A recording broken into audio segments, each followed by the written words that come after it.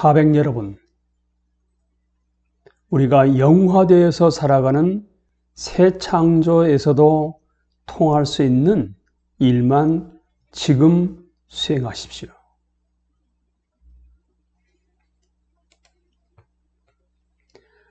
안식에 대한 성경적 개념이 단지 모든 활동을 중지함을 의미하지 않음을 우리는 기억할 필요가 있습니다. 안식에 대한 성경적 개념이 단지 모든 활동을 중지함을 의미하지 않습니다. 원래 창조의 안식일은 창조 세계를 통치하고 보살피라는 위임 명령을 행사하면서 우리의 창조자와 더불어 창조 세계를 향유해야 할 인간 역사의 시작이었습니다. 라고 크리스토퍼 라이트는 성경의 핵심 난제들에 답하다라는 책에서 이야기를 합니다. 하나님이 이스라엘 사람들에게 약속의 땅에서 안식을 주셨을 때 그것은 그 땅을 경작하는 일을 해 나가기 위해 그들이 대적들로부터의 자유로워지는 것을 의미했습니다. 안식은 평화 가운데 일하며 자신의 노동이 주는 성취를 누리는 것을 의미했습니다. 안식은 평화 가운데 일하며 자신의 노동이 주는 성취를 누리는 것을 의미했습니다.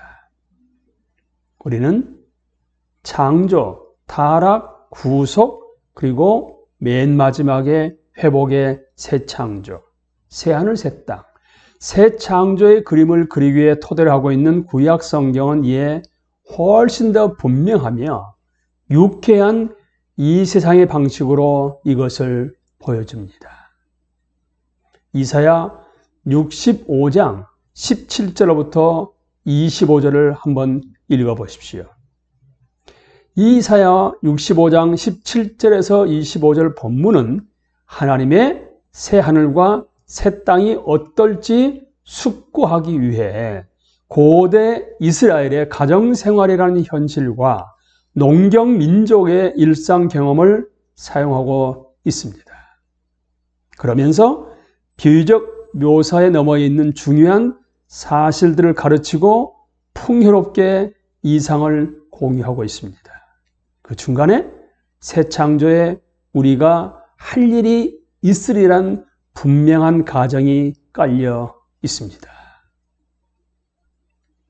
이사야가 말하는 핵심은 우리가 모든 일에서 해방되리라는 것이 결코 아닙니다.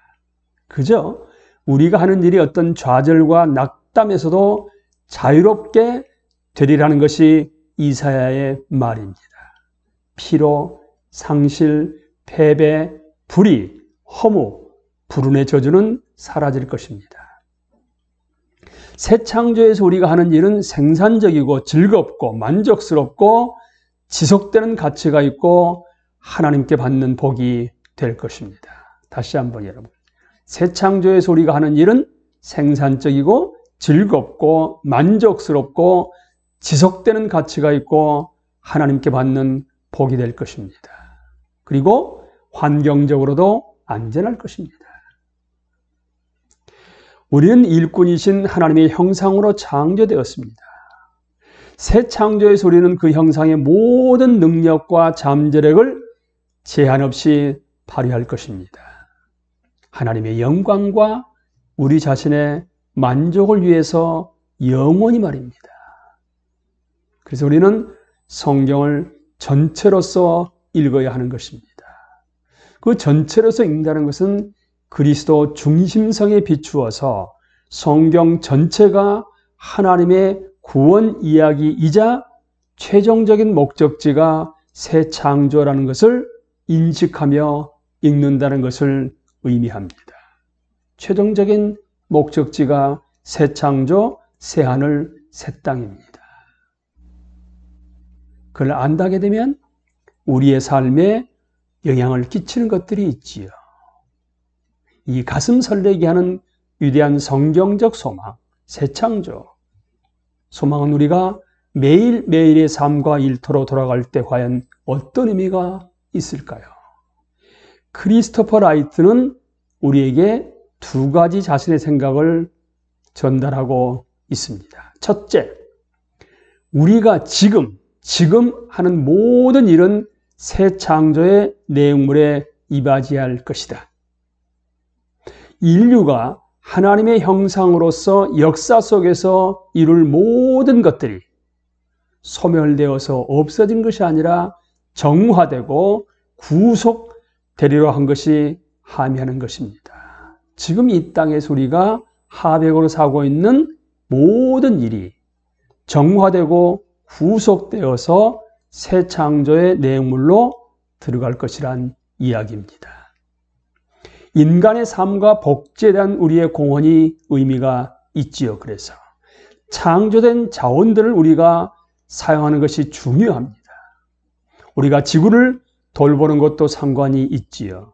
새 창조는 어떤 방식으로든 물론 오직 하나님만이 상상하시고 계획하실 수 있는 방식으로 우리가 지금 이 창조 세계에서 우리의 일을 통해 이루는 모든 것을 포함할 것입니다.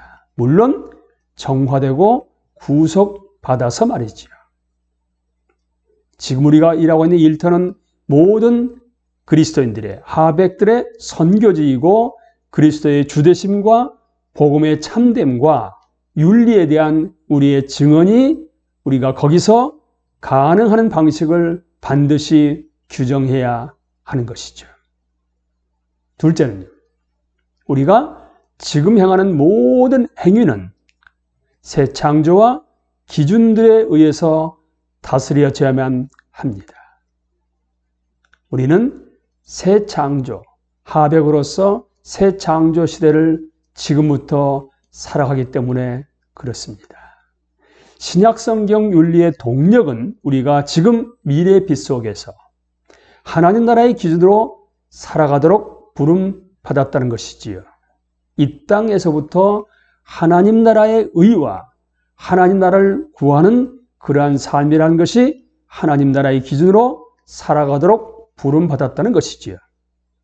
하나님의 나라는 그리스도의 삶, 죽음, 부활을 통해 이 세상에 이미 침투했지만 결국 앞으로 도래할 시대에 온전하게 세워질 것입니다. 이미 하나님 나라가 도래했지만 아직 완성되지는 않았습니다. 온전하게 세워지지는 않았습니다. 우리는 지금 현재 그 사역에 부름받은 것이죠. 성경이 우리에게 새 창조에 대해 분명하게 계시하는 것이 지금 우리가 살기 위해 어떻게 애쓰는지를 결정해야 합니다. 우리가 어떤 행동이나 태도, 자세나 기분을 취할까 생각할 때 만일 그것이 새 창조, 그때 통할 수 없는 것이라면 지금도 통해서는 안 되는 것이지요. 하나님 나라의 백성을 하게 되면, 하백을 하게 되면 새 창조에서 통할 수 있는 것만, 행동이나 태도, 자세나 기분을 취해야만 하지 않겠습니까? 우리는 미래가 있는 백성일 뿐 아니라 미래를 알고 또 그 미래에 비추어 행동하고 살아가는 백성으로서 그 미래를 준비하고 그 미래의 가치에 의해 형성되어 살아가야 할 것입니다. 예수님이 내가 속히 올 것이다라고 하신 약속이 분명한 것처럼 주님의 재림의 날은 확실히 다가오고 있습니다. 하백인 당신은 심판자이신 예수님 앞에 서기 전에 그분을 구원자로 신뢰하며 재림의 그날을 대비하고 있으십니까? 새 창조는 지금 이 옛 창조 세계의 태에서 이미 나오고 있습니다. 하백인 당신은 지금 당신의 삶과 일을 새 창조에 투자하고 하나님의 도성 예루살렘, 새 예루살렘에 속한 시민으로서 새 창조의 기준에 따라 살아가고 있으십니까? 삶의 현장에서요, 일터에서요. 어떤 행동이나 태도, 자세나 기분을 취할까 생각하실 때 만일 그것이 새 창조에서도 통할 수 있다고 생각하신다게 되면 그때는 과감하게 행하십시오.